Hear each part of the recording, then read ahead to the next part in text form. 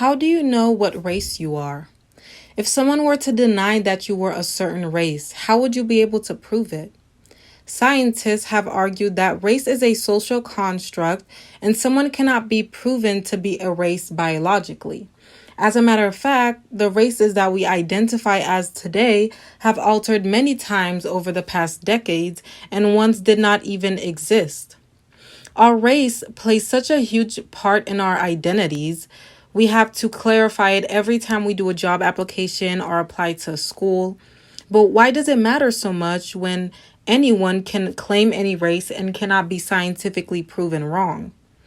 Race was originally used to differentiate individuals based on their appearance and create a divide between us. I took a race and ethnic class around this time last year and was enlightened by the origin and history of race. I never knew how race originated prior to that class. I always thought it was something that could be proven biologically. But upon learning about race, I was eager to do further research on why race didn't exist once and at another point mattered so much so that it divided us. First, I will describe the origin of race during the time of slavery. Second, I will examine how Americans have altered the different races to benefit them many times in history. Third, I will discuss the lack of evidence that holds race to be determined by skin color, hair texture, and facial features. Once upon a time, race didn't exist. We were all just beings on Earth who had physical differences.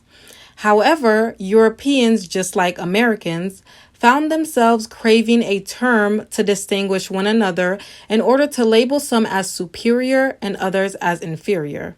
And physical looks were used to create that divide. The concept of race was a classification system that was founded in support of European colonialism, oppression, and discrimination. According to historian Barbara J. Fields in a presentation to the producers of PBS's series Race, the Power of an Illusion, Americans of European descent invented race during the era of the American Revolution as a way of resolving the contradiction between a natural right to freedom and the fact of slavery.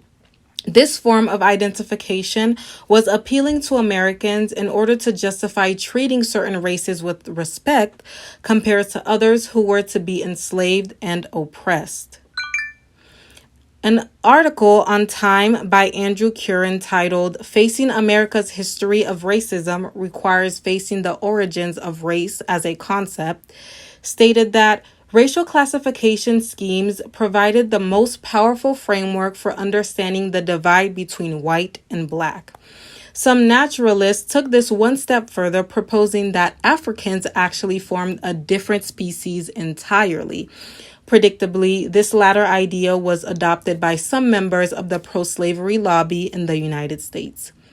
We firstly reviewed the history of race, which smoothly transitions us into better understanding why and how race was able to be altered.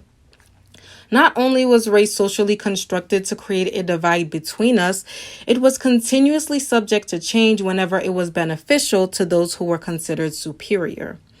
Historian Barbara J. Fields confirms in the same series titled Race, the Power of an Illusion, that Mexicans, for example, were classified as white until 1930, when nativists lobbied successfully for them to be classified separately in order to target them for discrimination and emphasize their distinction from whites.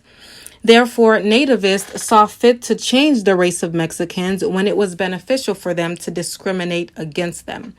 This proves that race originated in the past to be used as a tool that divides us into groups in order to be treated differently.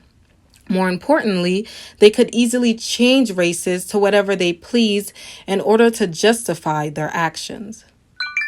According to the National Library of Medicine, in an article titled Abandon Race, Focus on Racism, they mentioned that the Nazi movement in 20th century Germany regarded Jewish people as a race. The rationale for their mass extermination was that they were an inferior race that should be eliminated to avoid contaminating the superior race. Another point that proves the level of divide that would titles, some as superior and others as inferior. The fluctuation of who can identify as what race has caused great skepticism with the concept of race. Lastly, I'll address how race cannot be determined through features. Claims that try to say that race can be identified through physical features are weak arguments. One's physical appearance can vary while their races don't. According to the American Association of Biological Anthropologists in their statement on race and racism, furthermore, while physical traits like skin color and hair texture are often emphasized in racial classification, and assumptions are often made about the pattern of genetic diversity relative to continental geography, neither follow racial lines, further confirming that it would lead people astray to depend on the physical appearance of someone to determine their race. Here we see 3 people who identify as Black in the U.S. Census, yet they don't resemble one another in any of their features. Some people cannot identify themselves in the U.S. Census, which works to determine the racial makeup of the country. An article titled 11 Ways Race Isn't Real by Janine Desmond Harris confirmed that as many as 6.2% of census respondents selected some other race in the 2010 survey. Those individuals struggled to identify their own race through their physical appearance, nor the long list of races provided on the census. We were able to revisit the history that marked the origin of the word race. Following that, we've seen how subjective it has been as nativists changed what races applied to who when it was convenient for them to discriminate against others. Lastly, we've examined how physical features cannot determine one's race, as many people in the census struggle to identify themselves as any one race listed in the race section.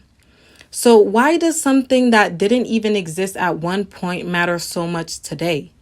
Well, it brings us back to my introduction. People have worked very hard since the beginning of our time on this earth to divide one another. Instead of creating more unity and seeing one another for a single race, the human race, they found ways to use our physical differences to create further ways to differentiate us. While race plays an important role in our identities and the way we experience the world, we shouldn't allow it to determine how we perceive or treat one another. It's something derived from the human mind, built to destroy and divide us. But we can use it for another reason. So I challenge you to use the history of race to change the way you perceive others, because it does not determine who they are, not by their personalities or their features. Thank you.